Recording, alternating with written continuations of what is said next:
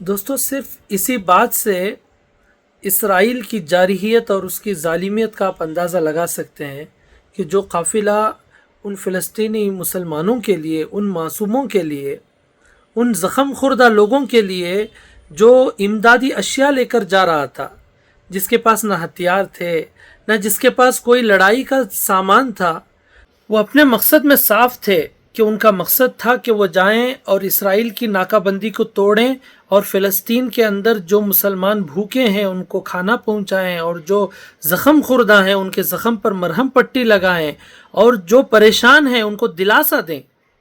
صرف اتنے مقصد سے وہ لوگ نکلے تھے، تو ان کو روک دیا گیا تاکہ وہ لوگ اندر ہی نہ جائیں۔ پہلے ان کو اسرائیل کی فوج نے کہا کہ آپ ایک کام کرو، یہیں سے واپس چلے جاؤ، جو امدادی اشیاء لے کر آئیں وہ ہمیں دے دو، ہم ان فلسطینیوں تک پہنچا دیں۔ آپ جانتے ہیں کہ کتنے امدادی جو ٹرک گئے ہوئے ہیں، ان لوگوں تک وہ چیزیں پہنچی ہی نہیں، وہ خوراک ان لوگوں تک پہنچا ہی نہیں۔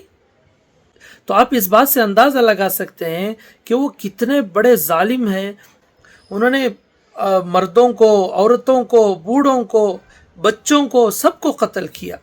اب باقی جو لوگ بچے ہوئے ہیں وہ چاہتے ہیں کہ یہ بھی بھوکے مر جائیں، اور جو دنیا بھر سے اشیاء ان کے لیے، ان کی امداد کے لیے جا رہی ہیں، ان اشیاء کو ان فلسطینیوں تک، ان غزہ کے لوگوں تک پہنچنے ہی نہیں دیا جا رہا ہے۔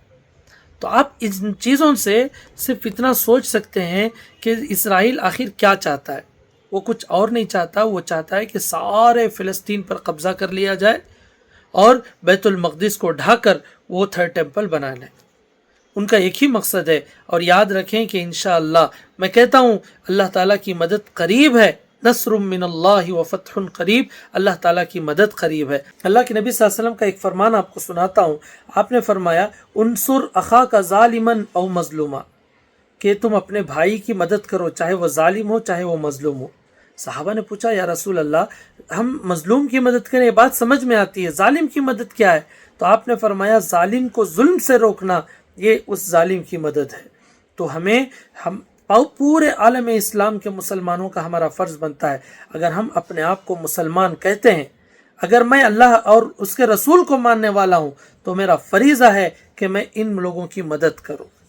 اگر ان لوگوں کی مدد کے لیے قدم نہیں بڑھا سکتا تو کم از کم آواز تو لگا سکتے ہیں، اور اس آواز کو دنیا کے کونے تک پہنچا سکتے ہیں۔ ہمارے مسلم ممالک کے مسلم حکمرانوں سے میری گزارش ہے کہ آپ مذمت مت کیجیے، مذمت ہم کریں گے، ہم مذمت کریں گے، ہم ان کا کنڈم کریں گے۔ آپ مذمت نہیں، آپ ان کی مرمت کیجیے، آپ اس ظالم کی مرمت کیجیے، اس ظالم کو سدھاریے، اس ظالم کے خلاف آواز نہیں اٹھانا، آپ کو اس کے لیے قدم بڑھانا ہے، اور اس ظالم کو ظلم سے روک کے ان فلسطینیوں کی مدد آپ کو کرنا ہے۔ یہ ہم سب مسلمانوں کا فرض اول۔ آپ اللہ سے ان قافلے والوں کے لیے بھی دعا کریں، ان مظلوموں کے لیے بھی دعا کریں۔ اللہ سے میں دعا کرتا ہوں کہ اللہ تعالیٰ ان کی مدد کرے، اور اس قافلے کو اللہ تعالیٰ محفوظ رکھے، اور ان فلسطینیوں کے لیے جو انہوں نے قدم بڑھایا، اللہ ان کی اس محنت کو قبول کر کے اللہ ان فلسطینیوں سے اس ظالم کو ہٹا دے، یا اس کو نیست و نابود کر دے۔